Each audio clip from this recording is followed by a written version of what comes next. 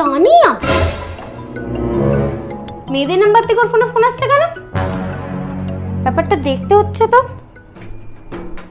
এই তানিয়াটা আবার কে গো? কে তানিয়া? এই যে তোমার ফোনে তানিয়া বলে একজন ফোন করছে, এটি কে?